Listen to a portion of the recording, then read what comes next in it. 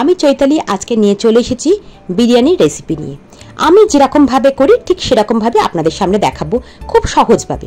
আমি এখানে 4টে leg piece নিয়ে নিয়েছি, মোটামুটি 900 গ্রামের কাছাকাছি। তাতে 1 চামচ লঙ্কা গুঁড়ো, আদা রসুন বাটা, 2 চামচ টক দই আর 1 পিঞ্চ হলুদ গুঁড়ো দিয়ে ম্যারিনেট করে রেখেছি ঘন্টা 2 আগে বিরিয়ানির মশলাটা আপনাদের দেখিয়ে দিই কিভাবে করব। একটা চাটুতে একটা জায়ফলকে আধখানা করে ভেঙে পুরোটাই নিয়েছি। 1/2 চামচ লবঙ্গ, 1 চামচ ছোট এলাচ, 1/2 চামচ জিরে, 1 চামচ গোলমরিচ, একটা শুকনো লঙ্কা, জায়ফলের একটুখানি পাপড়ি আর নিয়েছি একটুখানি দারচিনি 1 ইঞ্চি মতন। এগুলোকে ভালো করে রোস্ট করে নিয়েছি। মশলাগুলোকে মিক্সির জারে নিয়েছি আর একটু নুন দিয়ে ঘোরালে কি হবে, গুঁড়োটা খুব সুন্দর হবে, মানে মিহি হবে। ডেচকিতে জল গরম করতে দিয়েছি, তাতে 2টো ছোট এলাচ, 2টো লবঙ্গ আর একটু সাদা তেল আর 1 চামচ নুন দিয়ে আমি ভাতটা রান্না করব। বাসমতি চাল আমি এখানে 800 গ্রাম নিয়েছি এবং সেটা আধ ঘন্টা জলে ভিজিয়ে রেখেছিলাম। জলটা যখন ঠিক ফুটবো সেই সময় আমি চালগুলো জল থেকে ছেঁকে দিয়ে দিয়েছি। এই ভাতটা কিন্তু 90% রান্না করব আমি। অন্যদিকে একটা কড়াইতে সর্ষের তেল দিয়ে পাতলা করে পেঁয়াজ কেটে বেরেস্তা ভাজতে দিয়ে দিয়েছি। এটা খুব সহজ কাজ, পেঁয়াজ যত পাতলা হবে বেরেস্তা তত সুন্দর করা যাবে। আগে থাকতে আমি আলু ডুমো করে কেটে নুন হলুদ মাখিয়ে ভেজে তুলে রেখেছি। সেই তেলেই কিন্তু আমি পেঁয়াজের বেরেস্তাটা করলাম। এদিকে আমার ভাতটাও হয়ে গেছে। পুরো ভাতটা কিন্তু করিনি, এরকম ঝরঝরে 90% রান্না করেছি। এবার একটা কড়াইতে 1 কাপের একটু কম সাদা তেল নিয়ে নিয়েছি, তাতে 3টে পেঁয়াজ বেটে রেখেছিলাম, সেই পেঁয়াজ বাটাটা দিয়ে দিচ্ছি। এবার পেঁয়াজ বাটাটাকে ভালো করে কষাতে হবে। যতক্ষণ পেঁয়াজ ভাজাটা হচ্ছে ততক্ষণ আপনাদের দুটো জিনিস দেখিয়ে নিই। আমি এখানে এভারেস্টের জাফরান নিয়েছি আর এখানে মোগলাই মিঠা আতরটা নিয়েছি। এই দুটো জিনিস কিন্তু খুব ভালো হয় বিরিয়ানিতে দিলে, এই দুটো জিনিসের গন্ধটা খুব সুন্দর। পেঁয়াজ ভাজাটা কিন্তু খুব সময় ধরে করতে হবে। গোলাপি মতন যখন হবে কিন্তু তেল ছেড়ে আসবে তখনই আমি চিকেনটা দিয়ে দেবো। এবার আমি চিকেনগুলো দিয়ে দিচ্ছি কড়াইতে। চিকেনগুলো খুব বড় বড় পিস আছে, সেজন্য গ্যাসটাকে আমি হাই ফ্লেমে রেখেছি। লো ফ্লেমে চিকেন রান্না করলে চিকেন একটু শক্ত হয়ে যায় বা স্টিফ হয়ে যাওয়ার চান্স থাকে। এইভাবে ধীরে সুস্থে চিকেনটাকে নাড়াচাড়া করে আমি রান্না করব। চিকেনটা রান্না করতে করতে একটা কথা বলে রাখি, আমরা যেহেতু খুব লঙ্কা গুঁড়ো বা ওই ফুড কালার ইউজ করতে চাই না, সেই জন্য আমি কিন্তু একদম সাদামাটা ভাবেই বিরিয়ানি রান্না করি। চিকেনটা অনেকটাই কষা হয়ে গেছে। এবার ম্যারিনেট করা যে চিকেনটার দইটা ছিল সেইটুকুনি আমি দিয়ে দিলাম। এরপরে দিয়ে দেব 1 থেকে 2 চামচ বিরিয়ানি মশলা, যেটা আমি বাড়িতে করে রেখেছি। এবার এই মশলাটা ভালো করে চিকেনের গায়ে লাগিয়ে ভালো করে কষাতে হবে। যখন চিকেনটা বেশ সেদ্ধ মতন হয়ে আসবে তখন কিন্তু আমি নুন দেবো চিকেনে। চিকেনটা বেশ কষা হয়ে গেছে বলে এখন আমি 1/2 কাপ মতন জল দিলাম। যেহেতু বিরিয়ানি হবে, বিরিয়ানিতে চিকেনের গ্রেভিটা লাগবে, সেই জন্য একটু জল দিলাম। এরপরে দিয়ে দিচ্ছি 1 চামচ মতন নুন। নুনটা বুঝে শুনেই দিতে হবে, মানে পরিমাণ মতো নুন হওয়াটাই প্রয়োজন।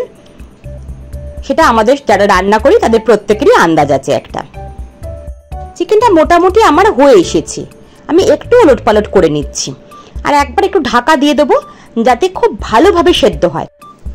বিরিয়ানির চিকেন মাটন কিন্তু সবসময় সুসিদ্ধ হওয়া চাই।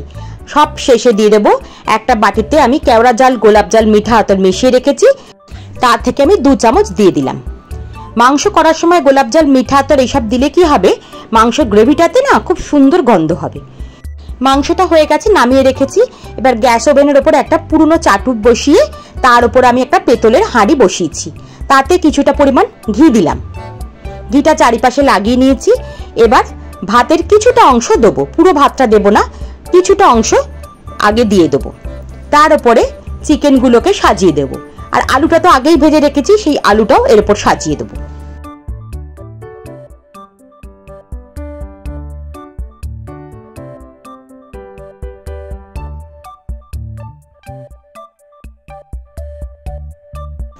এখানে কেউ চাইলে ডিম সেদ্ধ করে অল্প তেলে ভেজে সেটাও দিতে পারেন।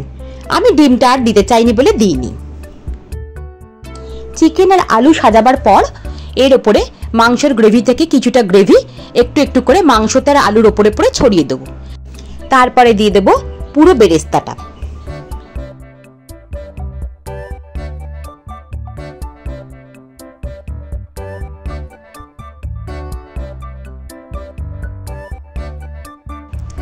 বেরেস্তা দেওয়ার পর 1 চামচ বিরিয়ানি মশলা মাংসের উপর ছড়িয়ে দেবো আর দিয়ে দেবো জাফরান ভেজানো দুধ। এটা 2 চামচ মতন দিয়ে দিচ্ছি, আর কিছুটা থাকবে একদম সব শেষে দেবো। এরপরে আবার কিছুটা ভাত দিয়ে দেবো, মানে যেটুকু ভাত আছে সেটুকু, মানে দুটো ভাগে ভাতটাকে ভাগ করে নিয়েছিলাম, কিছুটা প্রথমে দিয়েছি আর বাদ বাকিটা ওপরে দিয়ে দিলাম। আমি কিন্তু গ্রেভিটায় নুনটা দেখে নিয়েছিলাম, আমি নুন আলাদা করে আর দিই না। ভাতটা দেওয়ার পর আবার মাংসের গ্রেভিটা ওপরে ওপরে দিয়ে দেবো ভাতের ওপরে। তারপরে দিয়ে দেবো আবার কিছুটা বিরিয়ানি মশলা আর দিয়ে দেবো বাদ বাকি জাফরান ভেজানো দুধটা। এর ওপরে আমি সব শেষে দেবো একটুখানি ঘি। আমরা ঘি লঙ্কা কিন্তু খুব সামান্য পরিমাণে খাই। এটা আমি পদ্ধতিটা দেখালাম কিভাবে বিরিয়ানি করা যায়। আপনারা যেরকম ঘি পছন্দ করেন বা তেল পছন্দ করেন বা কতটা লঙ্কা বা ফুড কালার পছন্দ করেন সেই অনুযায়ী বিরিয়ানিতে দিতেই পারেন। পদ্ধতিটা ঠিক এই রকম ভাবেই আমি রান্না করি। এরপরে একটা থালা দিয়ে তার উপর একটা ভারী জিনিস চাপা দিয়ে দিয়েছি। আমি এখানে কিন্তু আটা মেখে হাঁড়ির মুখে দিয়ে দিইনি, আমি একটা থালা দিয়ে তারপর ভারী জিনিস দিলেই কিন্তু এয়ারটা লক হয়ে যায়।